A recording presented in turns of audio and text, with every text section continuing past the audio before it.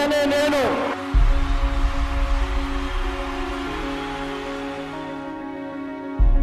జనం కోసం, జనం కోణంలో, జనం చేత అభిమానం పొందుతూ జననేతగా ఆయన రాణించడానికి ఏం కావాలన్నీ చేస్తారు.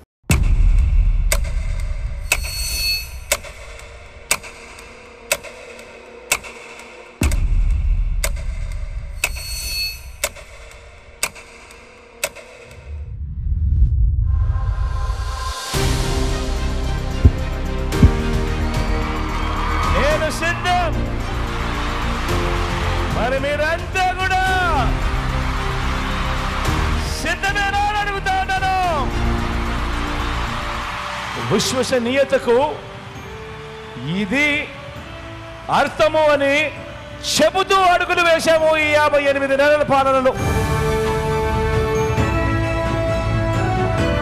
మీ ఇంట్లో మంచి జరిగి ఉంటే మీ బిడ్డకు మీరే తోడుగా నిలబడండి అని చెప్పి గట్టిగా మీ బిడ్డ అడగలుగుతా ఉన్నాడు.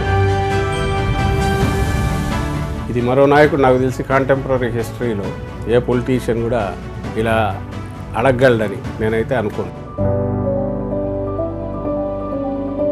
భారతదేశంలో ఇంతవరకు ఏ రాజకీయ నాయకుడి నోట్లో ఆ మాట రాలే ఇంతవరకు.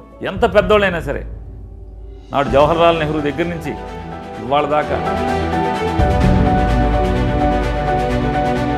మీ ఇంట్లో నా ప్రభుత్వం వల్ల మంచి జరిగితే మాత్రమే నన్ను ఆశీర్వదించండి, నాకు అండగా నిలబడండి, నాకు ఓటేయండి.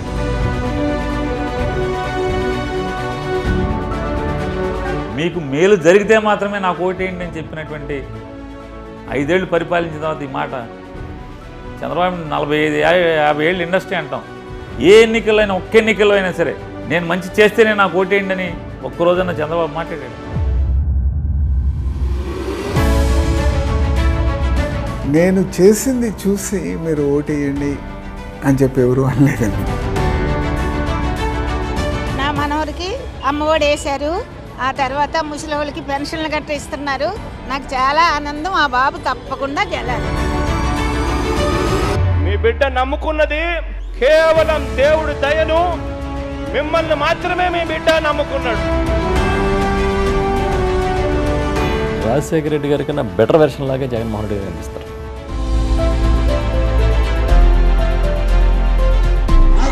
జగన్మోహన్ రెడ్డి మీ అందరితో ఒక్కరిగా, మీ అందరిలో అన్నగా, తమ్ముడిగా, మాకు అన్నగా నిలబడి ఉంటాడు.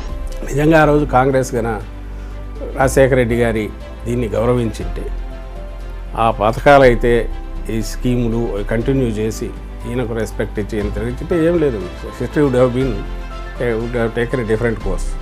ఇన్స్టెడ్ ఆఫ్ దట్ వాళ్ళు రాజశేఖర రెడ్డి గారు దీన్నే పక్కకు తోయాలని ప్రయత్నం చేశారు. రెండవది ఈయనను అలౌ చేయకపోవడం, ఆ ప్రాసెస్లోంచి పుట్టుకొచ్చింది. ఇక్కడ ఎక్కడ ముఖ్యమంత్రి కావాలనే దాంతో ఈయన పెట్టింది పార్టీ కాదు, లేదా ముఖ్యమంత్రి కావాలనుకుంటే అట్లే అయ్యేవాడు. ఇది it was forced this one, అటు నుంచి వచ్చిన దాంతో జరుగుతూ వచ్చింది. అక్కడి నుంచి ఒకటి అంచెలంచెలు పెరుగుతూ రావడం.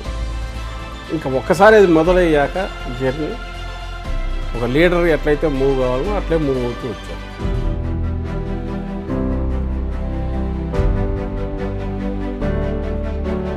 నా నడక మాత్రం నేల మీదే అధ్యక్ష, నా ప్రయాణం మాత్రం సామాన్యులతోనే అధ్యక్ష. మా నాన్న ఇప్పుడు ఎంతమంది హృదయాల్లోనూ మా నాయన ఉన్నాడు. మా నాయన ఫోటో పెట్టుకొని ఉంటున్నారు. కాబట్టి నాకు కూడా అలాంటి లైఫ్ ఇష్టమమ్మా. మనం మన కోసం బతకడం కంటే కూడా అంటే అట్లా ఉండటం నాకు ఇష్టము.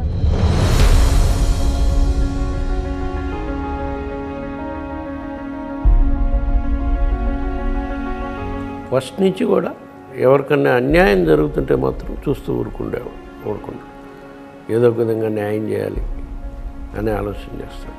ఆ విధంగా చదువుకునే రోజుల్లో కూడా అట్లాంటి ఈ స్కూల్లో కూడా 1-2 చిన్న సంఘటనలు జరిగినాయి. ఎవరికో అన్యాయం జరుగుతుందని వాళ్ళ తరఫున వెళ్ళి మాట్లాడి వాళ్ళకి అండగా నిలబడిన పరిస్థితులు కూడా స్కూల్ నుంచే ఉన్నాయి. చరిత్రలో చరిత్రహీనుడిగా మిగిలిపోకుండా చేయగలిగినటివి మాత్రమే చెప్పి చేసి చూపించి మళ్ళీ ప్రజల దగ్గరికి ఈరోజు చరిత్రలో ఒక హీరోగా ఈరోజు ప్రజల దగ్గరికి వెళ్తున్నాం. ఇట్లా చెప్పగలిగే నాయకుడిని మనం ఇంతవరకు చూడాలి భారతదేశంలోనే. ఎందుకంటే ఆయనకి మనం నిజంగా చేయగలిగాం కాబట్టి ప్రతి ఇంటికి మన వలన మేలు జరిగింది. అందుకని ఆయన బలంగా చెప్పగలుగుతున్నాడు. లేకపోతే అబద్ధాలు చెప్పే వాళ్ళలాగా అది మీకు ఇవ్వలేదు, ఇది మీకు ఇవ్వలేదు, మేము వస్తే ఇస్తాం అనే భావంతో కాకుండా మేము మేలు చేయలేకపోతే, నా వలన మేలు జరగకపోతే నాకు ఓటేయద్దు అంటున్నాడు. అంటే ఎంత నమ్మకం ఉండాలి దానికి. ఇదే మంచి మరో 5 సంవత్సరాల పాటు మళ్ళీ కొనసాగాలి అనంటే, జరుగుతా ఉన్న ఈ మంచిని మనం కాపాడుకోవాలి అనంటే, మీలో ప్రతి ఒక్కరూ కూడా ఈ ఎన్నికల్లో ఈ ఓటుతో వచ్చే 5 సంవత్సరాలు మీ తలరాతలు మారుతాయి ఈ ఓటుతో. జగన్ గారు అంటే ఒక నమ్మకం. ఆయన అంటే ఏదైనా చెప్తే చేస్తాడు, చేసింది చెప్తాడు అనేది ప్రజలందరికీ ఒక నమ్మకం. ఆయన అంటే ముఖ్యంగా ఎవరైతే బిలో పవర్టీ దారిద్ర్యానికి దిగువ ఎవరైతే ఉన్నారో, మధ్యతరగతి ఎవరైతే ఉన్నారో వాళ్ళందరికీ ఒక భరోసా. దీనికి మనసు ఉండాలండి, కేవలం మేధావితనంతో వచ్చేటటువంటిది కాదు. తెలివితేటలు చాలా మందికి ఉండొచ్చు, కానీ జగన్మోహన్ రెడ్డి గారికి అద్భుతమైనటువంటి మేధావితనం, ముందు చూపు, విజన్తో పాటుగా మనసు ఉండడం అనేటటువంటిది.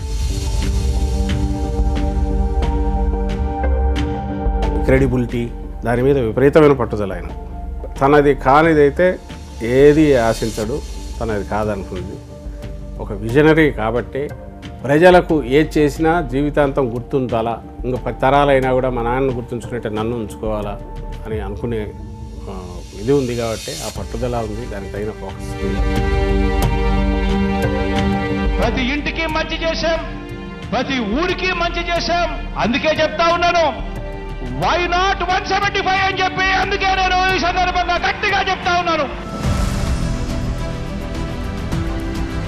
ఎస్, ప్రజలు కూడా నిజంగానే మంచి చేస్తే మర్చిపోరు, రెసిప్రోకేట్ చేస్తారు, బ్లెస్సింగ్స్ ఇస్తారు అనేది కనపడుతుంది. జగన్ గారు చాలా సున్నితమైన మనిషి అండి. అసలు ప్రజలకు సంబంధించినటువంటి విషయాలలో, ఆయన సామాన్యులకు సంబంధించినటువంటి బాధలు విన్నప్పుడు దాదాపు చాలాసేపు ఆయన డిస్టర్బ్ అవుతారు.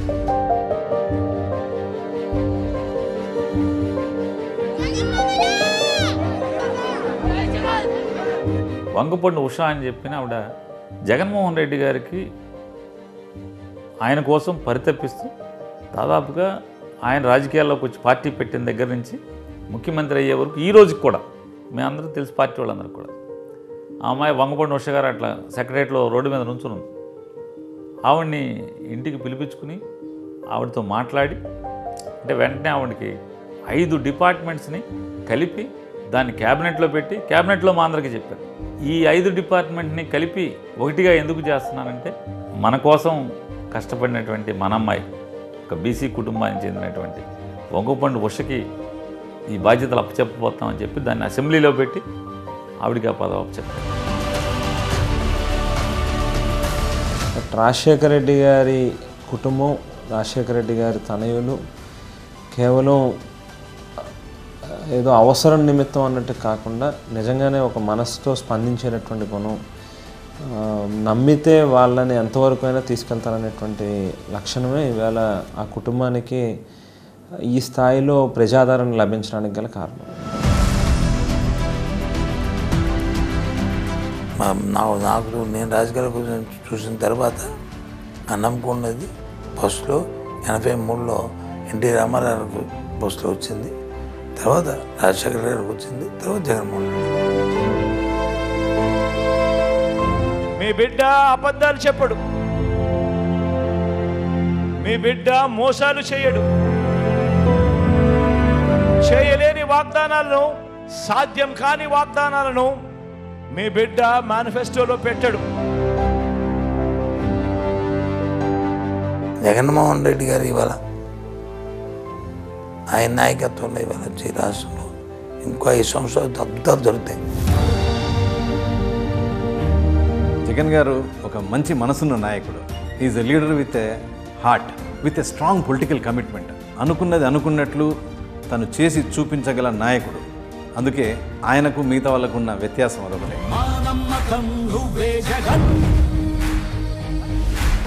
Jagan is different. ఆయన ఒకటి నమ్మితే దాన్ని చాలా బలంగా ఆచరిస్తారు. ఏదైనా సరే ఆయన నమ్మారనంటే చాలా బలంగా ఆచరించడం నేను చూశాను. మేమందరం సమస్యలు చూస్తే ఆయన పరిష్కారం చూస్తారు. అది జగన్.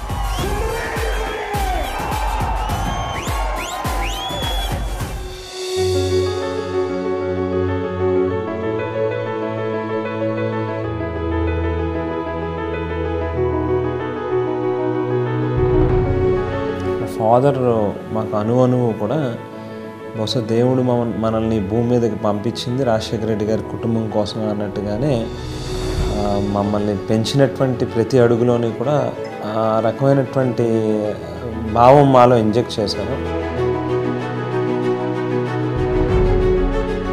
మేనిఫెస్టోలో చెప్పనివి కూడా చాలా చేశాం.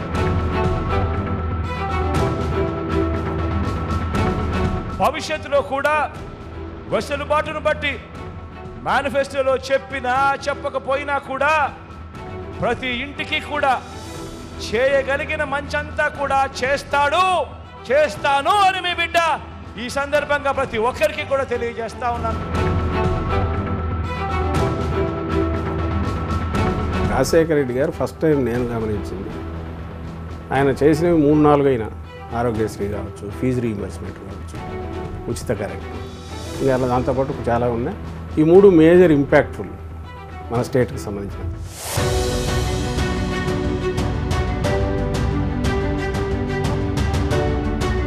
దాని తర్వాత ఇది అదొక బెంచ్ మార్క్ లాగా అనుకుంటే, దాని తర్వాత అది ఫుల్ ఫ్లెడ్జ్డ్గా పూర్తి వాటికి సమగ్ర స్వరూపం ఇచ్చింది జగన్మోహన్ రెడ్డి గారు. అది 19-24 మధ్య ఇప్పుడు మనకు కనపడుతుంది.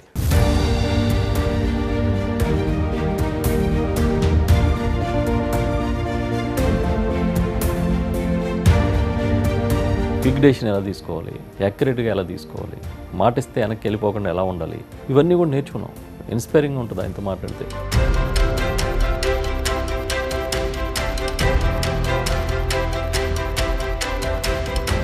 ఆయన చేసిన దాంట్లో ₹1 కూడా నాకు తెలిసి అయితే అన్ప్రొడక్టివ్ దీని మీద ఎక్కడ పోలే. ప్రతిదీ ఇంటర్న్ ప్రొడక్టివిటీ పెరగడము, స్టేట్కి సంబంధించిన ఇది పెరగడం, ఏదో దాంట్లో రిఫ్లెక్ట్ అవుతూ వచ్చింది, పెరుగుతూ వచ్చింది. అనవసరం పోవాలి.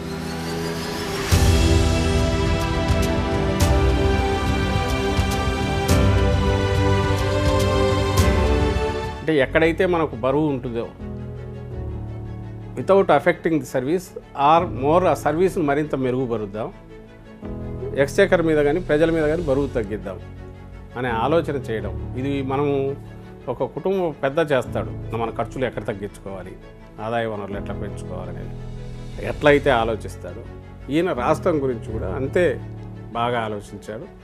ఆ డెడికేషన్తో ఇది చేశాడు కాబట్టి దానికి సొల్యూషన్ వచ్చింది.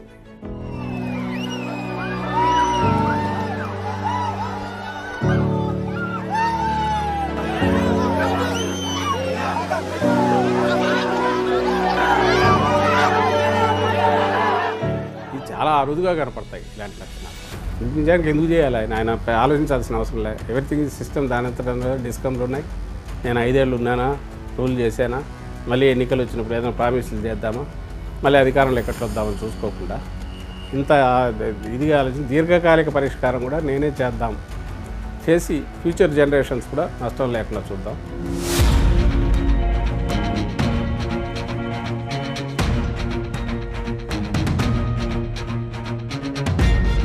లీడర్ అనేవాడు ఎలా ఉండాలి అని అంటే, తనను ప్రేమించే ప్రతి అభిమాని,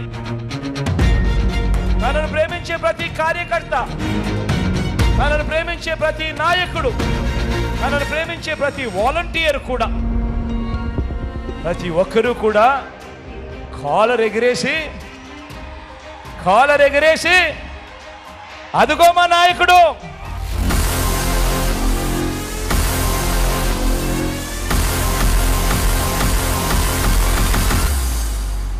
మనసున్న నాయకుడు,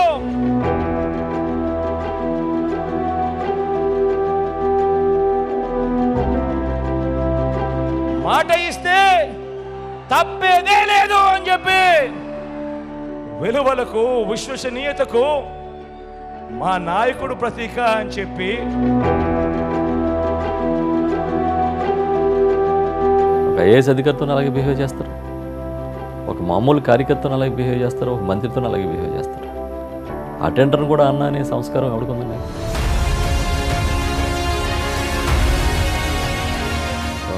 ఫస్ట్ ఏదైనా కారు ఎక్కినంటనే డ్రైవర్ని అన్న నీ పేరేంటి అని అడుగుతారు. నేను కొన్ని వందల సార్లు చూశాను.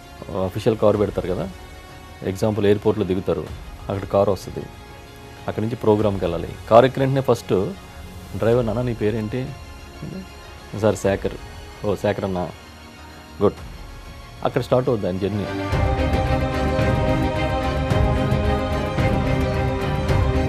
అంటే ఒక వామ్త్నెస్, ఒక ఫీల్ గుడ్. అంటే అక్కడ తన పక్కన కూర్చుని ప్రయాణం చేసిన డ్రైవర్కి ఫస్ట్ ఒక కంఫర్ట్ ఇస్తాడు ఆయన. అట్లాగే తన పక్కన ప్రయాణం చేసే ఒక లీడర్కి కంఫర్ట్ ఇస్తాడు, తన పక్కన కూర్చుని ఒక కార్యకర్త కంఫర్ట్ ఇస్తాడు. అందుకే లీడర్షిప్ మీకు 15 సంవత్సరాల్లో ఒక వ్యవస్థలాగా బిల్డప్ అయిపోయింది మన రాష్ట్రంలో. అయితే అసలు ఎన్ని విమర్శలు, ఎన్ని తిట్లు, ఎన్ని శాపనార్థాలు భరించిన ఎవరికైనా సాధ్యం అవుతా?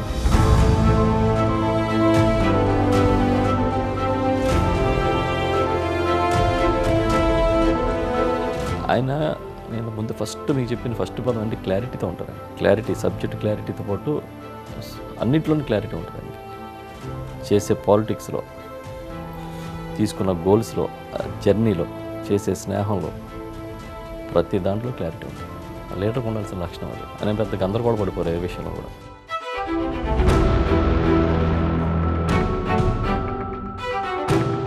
మీరు ఇంత ఎండలో ఎందుకు వచ్చారమ్మా ఇప్పుడు? జగన్మోహన్ రెడ్డి గారిని కలవాలని ఆయన అభిమానంగా వచ్చింది. తెల్లారలేకి మాలచ్చి మా తలుపు కొడుతుంది, నువ్వే మా తలుపు కొడుతున్నావు, నువ్వే మా తలుపు కొడుతున్నావు, నువ్వే మాకు ఎత్తున్నావు బయటకు వచ్చి సారి జలమ్మ మాకు.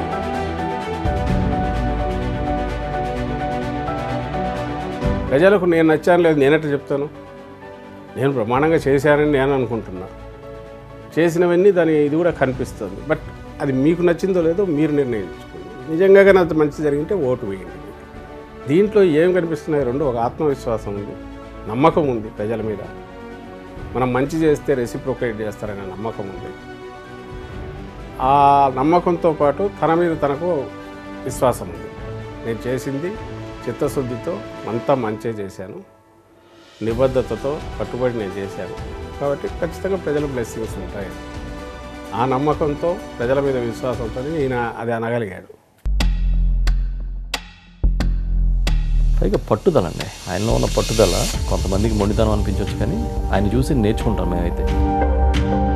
కొట్టాడు, తీసుకున్నాం, ఆ టైం వస్తుంది మేము కొడతాం.